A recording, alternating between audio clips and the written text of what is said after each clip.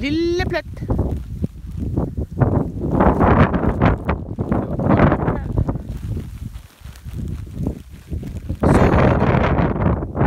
Så godt hjemkald. Dygtig. Ja da. Godt, ja da. Altså hun overvejede jo lidt noget andet, ikke? Lille plet. Præcist.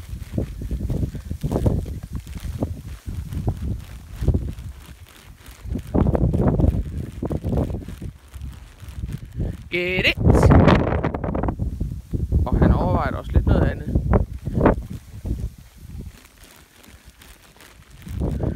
Bravo.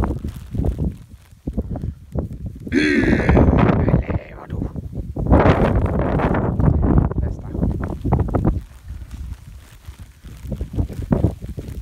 Ja da.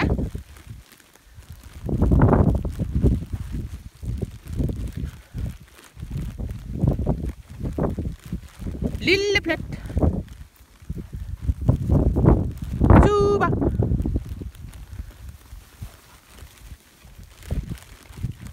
Howdy. Yeah, så dygtig. Bravo. Fri.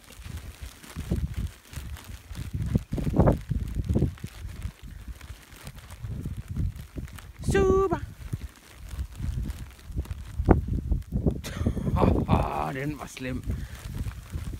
Jeg tæller gerne normalt til 3, 1, 2, 3, ser jeg, om de kommer. Hvis det bliver en kæde for dem, at de bliver ved med at sige 1, 2, 3, så kommer de. Så fortæller jeg dem, at jeg vil ikke have det, ligesom jeg gjorde med Brav Hundevalg før.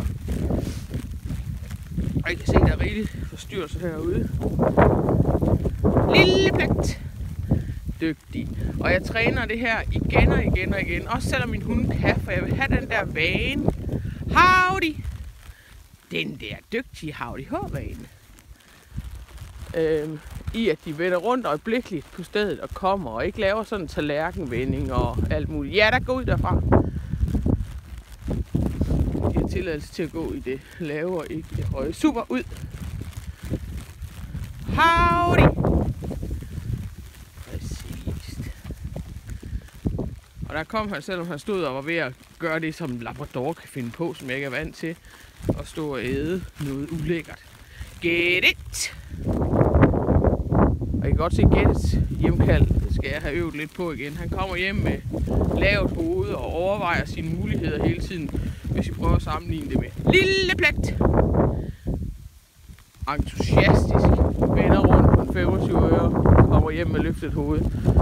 Og Gets, han har nok været lidt uheldig med, han har altid været nem, så ham har jeg ikke fået gjort helt så meget ved. Get it! Det var lidt bedre. Godt. Sådan. Så vi gør det igen og igen og igen.